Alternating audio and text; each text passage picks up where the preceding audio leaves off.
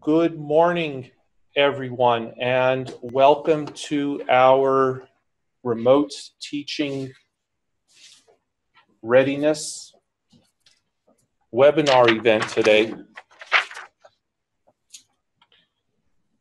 We will be getting started just in a moment here. And just by way of chat, let's just do a quick check. Can everyone hear me okay? At least some of you can respond in the chat with a yes. Excellent, that's great, thank you so much. What we're going to try for today is to accept questions as we go through these various sessions through chat. That will help us to monitor your questions. They'll be recorded in the group chat. And for questions we may not be able to answer, we'll be able to reflect on them, get the answers we need and that you need, and get those shared out with you. You should have received an email from Cindy Doherty and with the outline for today's sessions. And what we'll do, we're going to hear from Cindy momentarily as soon as I share that out. So thank you all for joining us today.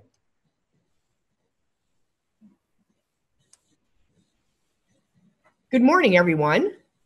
I know that this is unprecedented. Every aspect of our lives right now are things that, at least I can say, I've never lived through anything like this. And so it's easy to start to wonder, how will this work, and get nervous. And one of the things that we wanted to do today was to provide you with the skills that you need in order to be able to do the technical stuff.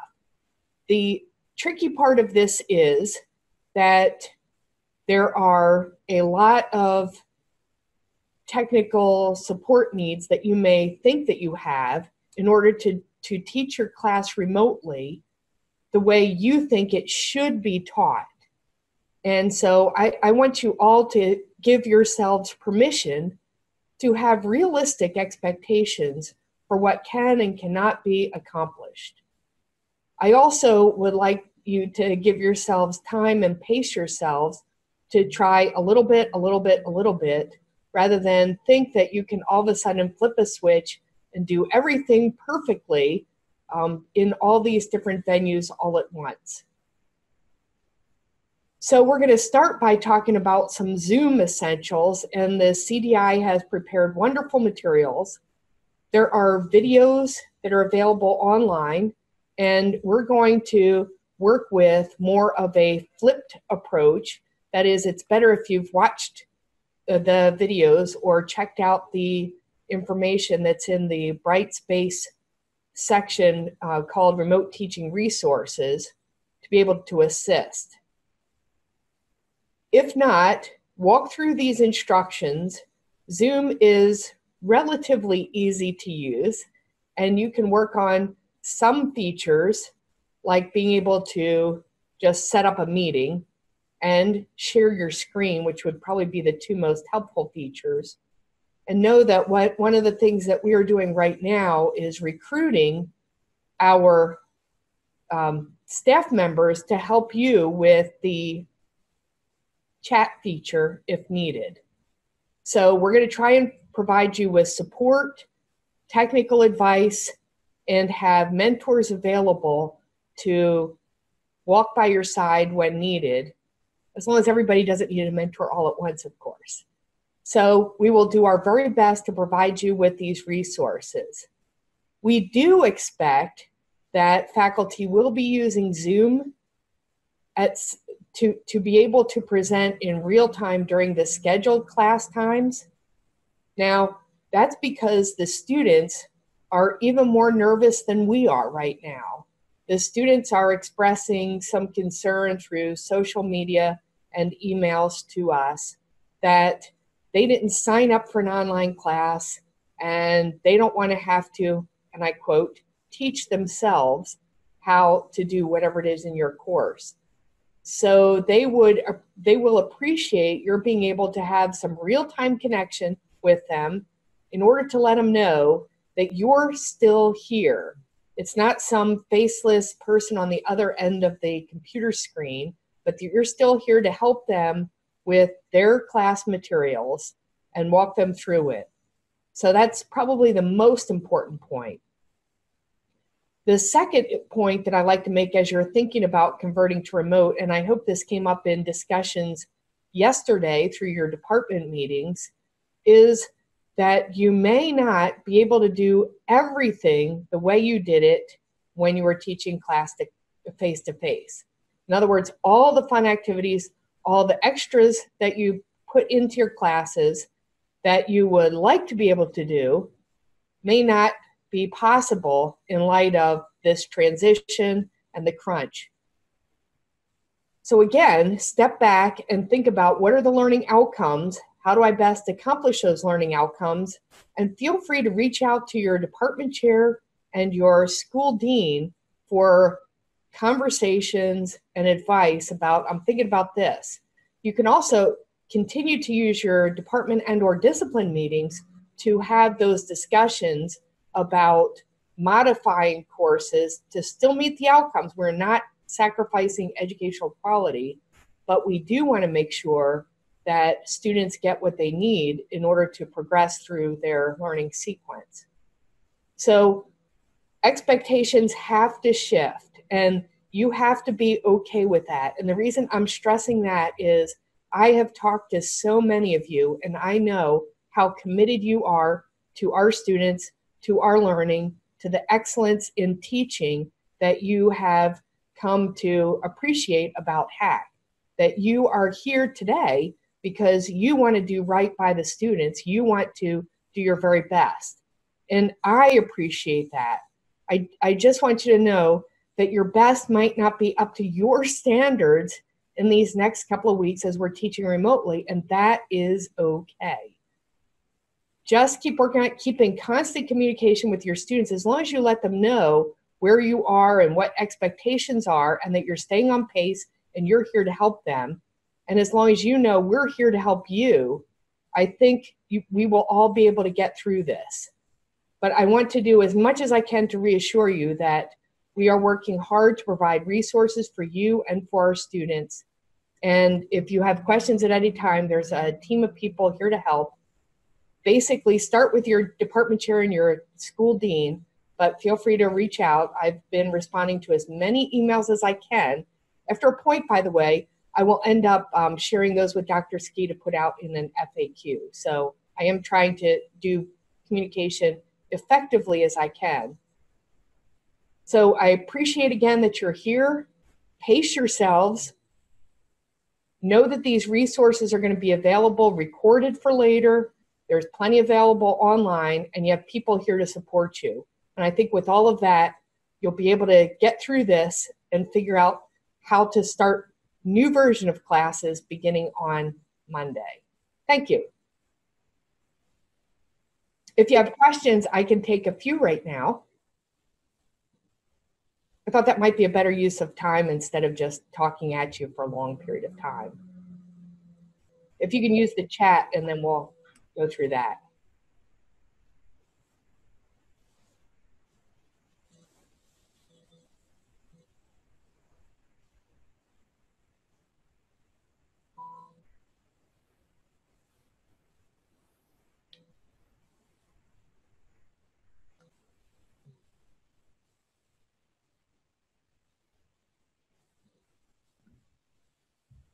So it looks like Pam raised her hand. Pam, if you want to put your question in the chat.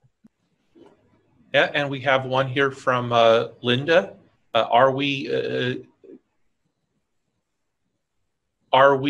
considering refunding students who are not able to manage the technology? We're considering that at this point, but right now we're trying to help the students with their technology needs. That's actually been one of the most frequently asked questions from faculty from yesterday. And we are working on expanding the PC loan program and rolling out more laptops to students. We were fortunate in having computers that were ready to go back off of lease back to Dell. And instead we have the opportunity to purchase those in order to loan those out to students, and we would then loan them for the semester or beyond in order to help them get the equipment they need. We would actually have arranged for a pickup on campus even during the closing in order to make sure our students have the technology they need. So I think that answers Pam's question as well.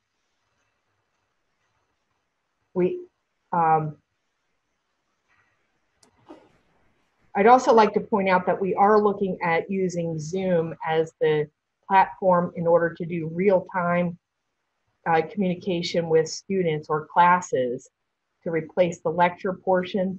I've had a lot of questions about all kinds of other software. The trouble with other software is that in light of the numbers of classes and faculty we're trying to support with Zoom, having the support staff ready to support all kinds of other alternatives is not feasible at this time.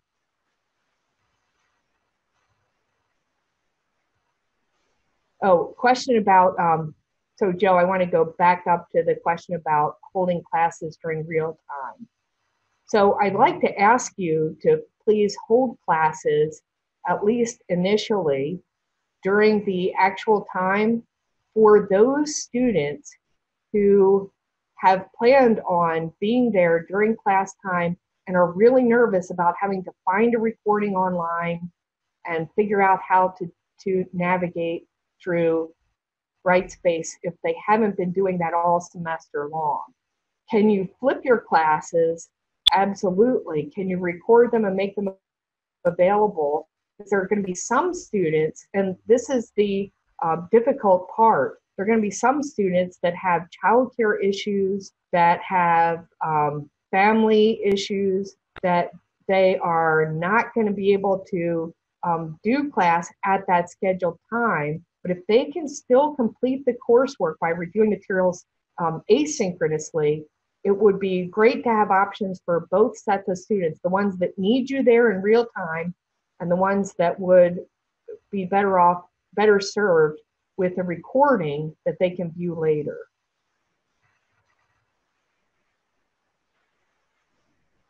So Joe, can you, I can't follow the chat, it's too.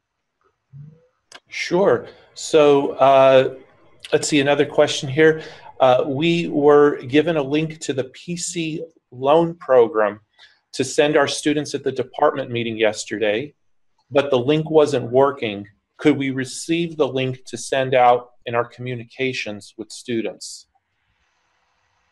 That one I'll toss back to Jason. Yeah, good morning, everybody. I can address this a little bit. So as of right now, we've removed the PC loan information because there are two different mechanisms in play here. The PC loan agreement allows students who graduate to keep the technology. Because we are taking extraordinary efforts to gather technology and distribute it to students, that's not going to be viable because we need to be able to address this same concern. I know nobody wants to think about this right now, but in the summer, potentially, or extending beyond the current temporary closure. So that will be back in place in time. For right now, what we're doing is prioritizing students who have an impending graduation date in May and are on financial aid. And we are actually reaching out to those students directly and asking them, what technology do you need to stay on track? From there, we're going to move down to students with an impending graduation date who may not have completed a financial aid request, because we know that our students across the college often do not complete financial aid, even though they might benefit from having it. And then from there, the PC loan program will go back into action as usual, and that information will return. And we will be working to put a communication about that up on the PC loan site to make sure that there's not just a dead link there. Thank you, Jason. Our next question, we have 3.5-hour classes. Would it be better to record our instruction, place it on YouTube, and then have a shorter Zoom class? I'll field that one.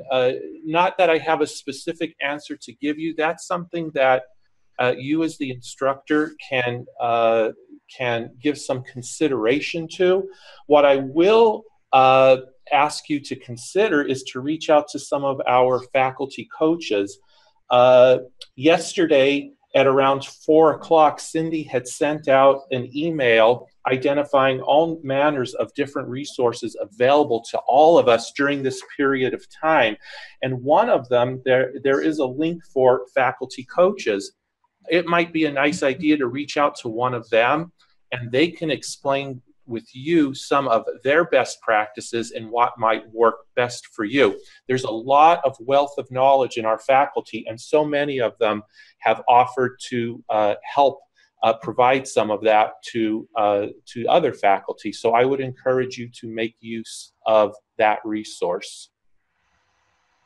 I'd like to also jump in with a shorter answer. Yes, that's an excellent suggestion, because having students stream for 3 hours, as somebody else pointed out, uses a lot of data. And it probably is better for students to get some quicker, even if it's 20, 30 minutes, walkthrough of how to access the resources and what your expectations are in real time, and then be able to provide them with more of the content, the meat of your course, so to speak, in the recordings that they can access on their own. That also gives them the ability to pause and go take care of other things. So I think that's a really good solution if you can work through it. Thank you, Cindy. Linda asks, are we also expected to keep our office hours as well as the regular class time for a Zoom meeting? My office hour is both Monday and Wednesday, right before my scheduled class time. So you could try that. I have to tell you, I can't think of a single virtual faculty member that I've talked to that has had much success with virtual office hours, that students prefer to email you or get the information other ways. And so to tell you, you have to commit to set office hours the same way you would on campus seems, I'll just say you can try that at least for a week and see how it works.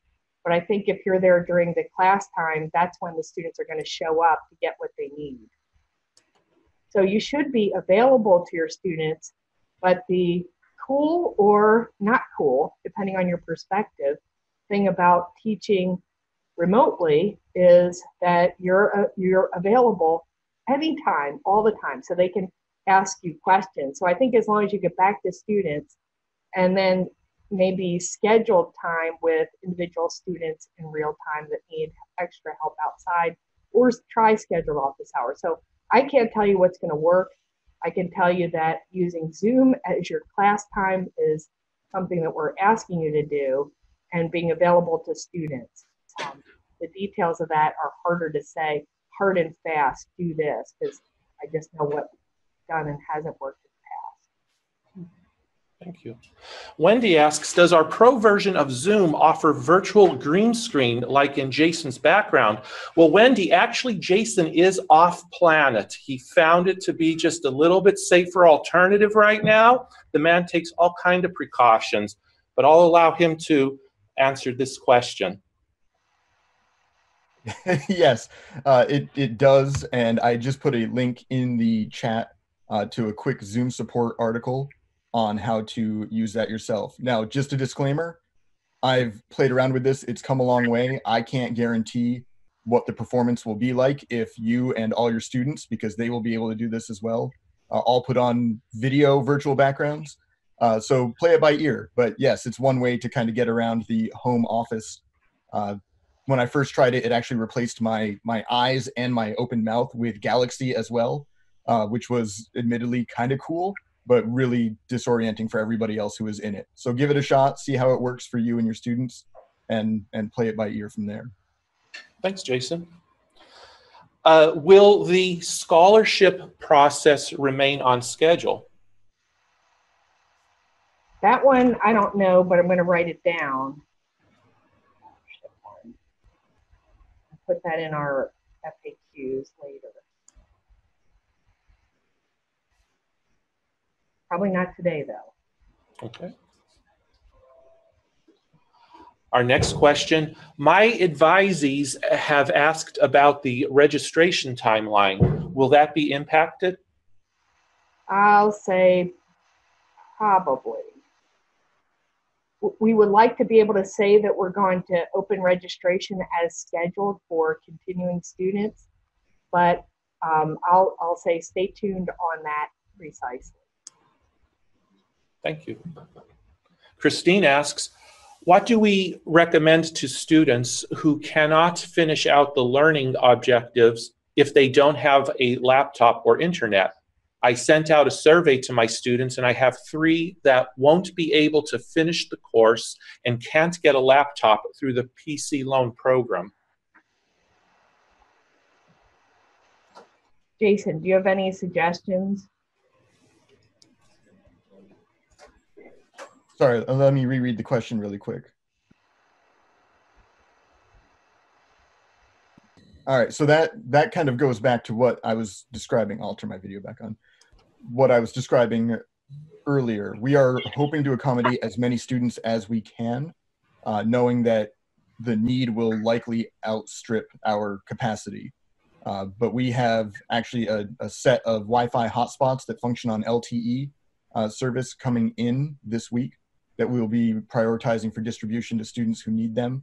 HAC has picked up the bill on those, so students will not have that bill coming into them. There is also the Comcast Internet Essentials program for students who may need internet access and qualify for Comcast's program and have Comcast service in their area. We don't necessarily promote Comcast any more than any other provider, but they do have a 60 days, I believe it is, free internet access offer going right now for students who may need it. In terms of technology, it will be much the same thing. We are currently pulling every available computer that we can get our hands on, that we can make ready for student use, and planning to just work backward down the list of priorities for students receiving technology. So students who have an impending graduation date and are on financial aid are going to be the first round. We're going to reach out to them directly and say, what do you need to continue your progress and graduate on time at the end of the spring? From there, we move back to students with impending graduation dates who have not completed financial aid, and the same thing. From there, we're going to open this up to everybody as best we can while supplies are available. The institution has put some additional funds behind this, so we may have some flexibility as we go, because we also know that disruption will only increase. So there will be moments where students who may be okay right now have their computer break during the semester, and it's going to be difficult to necessarily find computer repairs with non-essential businesses being closed. So we're going to prepare as best we can and help every student that we possibly can, knowing that for some we may not be able to be that kind of fix-all solution. Can I speak also to the refund question for a moment? That for students right now, they think that's a good option. I've seen a lot of chatter about that. The trouble is that for students who are receiving financial aid, if you refund their tuition, they're going to owe money back to the college from their financial aid. And so I don't think that's a good solution for those students. In addition, if you think about it, the students in the full-term classes have already done half the work. We're halfway through this semester. And so if there is any way of getting them through, even if they have to take a break and then come back to finish the work, if that's possible. So I think somebody put up a comment about incomplete for those, say, 3 students who are just unable to work with with the technology. Possibly that's an option to keep on the table as a better option for those students who are not owing back money, rather than refunding and then creating issues down the road. If they are doing well in your class and you hate to lose them at this point, and they lose momentum too. So the refund question isn't just a matter of dollars and cents. It's actually thinking about students and their educational process and the financial aid implications that are actually pretty scary.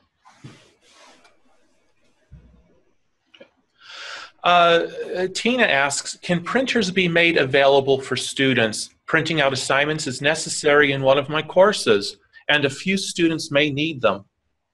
So Tina, unfortunately, no, we can't have printers for students. So I'll ask you to think about how to use maybe the assignment Dropbox to submit the papers through Brightspace or other options rather than having printed papers. Electronic only is probably going to be our only real solution at this point.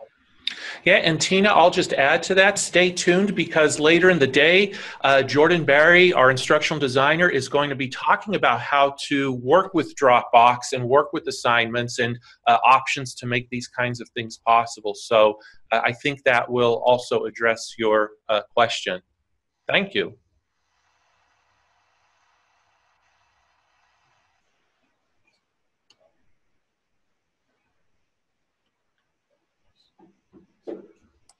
Angela asks, yesterday during our department meeting, someone asked if HAC has considered going to a pass-fail grading for this semester because of this massive shift in teaching. No, we're not looking at pass-fail at this point. In a way, to start students in one grading system and shift to another doesn't seem fair. And the other thing is, what would our transfer partners think if students have pass-fail instead of real grades because they want those grades in order to transfer? So not at this time. Would students in this situation be able to take an incomplete? Yes, I think that's possible. I worry about mass incompletes, like whole classes. But I think for those individual students who are unable to complete because of technology issues, an incomplete seems like a good compromise. Okay. Now, Linda and Deb are asking similar questions. I'm confused about where to send my students to apply for a PC loan. Can you explain again how students are to contact for a PC loan? Yes, I can speak to that one. And actually, for the sake of time, I have put that in the chat. So if you look right below those questions in the chat, you'll see some additional information and the link for the PC loan page, which should be updated per the page itself later today. It looks like the library is on track for that. Okay. So I like to, because I actually have a 9 o'clock, and unfortunately I can't answer all of your questions today. But I like to point out that for the one that I can only read the bottom half because I have a minimized chat screen about a possible grade appeal, I'd ask you to work with your school dean on the details for that particular question. And Jen Kyle, clinical courses where students can't go to clinical or meet the requirements. And the that also applies to, we talked yesterday with the deans about a number of courses that require hands-on components that we simply cannot do remotely. And so we have a list of those, maybe incomplete list, but we know there are courses where they have to do those skills. And for those classes, we're looking at extending the semester so that when we reopen, they return to complete the hands-on portion. That will work okay if it's a couple of weeks. If the closure extends for an extended period of time, then we'll have to come up with a plan B for the students who have completed the work versus those who haven't. And at that point, we may be using incompletes more broadly for those skills classes. So that one I can say, we don't have the final answer, but I wanted to let you know what the options are that we're looking at this point. So I hope that helps. Okay. Again, we're coming to the end of our time, so I really appreciate all of the efforts you're putting in, your earnestness in trying to help our students continue. It is just really encouraging to see all these faculty stepping up to not just help our students, but help each other with suggestions. You have a whole community out there, and we have mentors that are available. That was part of the communication I sent last night, that are willing to answer your questions, help you with whatever, and they're standing by ready to assist. So I wish you well as you go through the technical training today, and then invite you to Zoom in again tomorrow with the faculty panels on, so how do I apply some of these technical skills that I've learned how to do? And then on Thursday and Friday, there will be opportunities to practice with CDI holding virtual office hours for you to drop in at any time. We really are here to help you. I wish you all the best as you prep for your new classes and continue with the rest of the semester as best as we all can. Thanks again. Cindy, thank you so much for joining us this morning. We appreciate your time, and enjoy the rest of the day. Join us if you want to a little later on. All kinds of good things about Zoom and D2L. They're must-see events today. I bet they are, and I'll try and drop in between my other fabulous meetings. Thanks again so much. Appreciate it. Bye.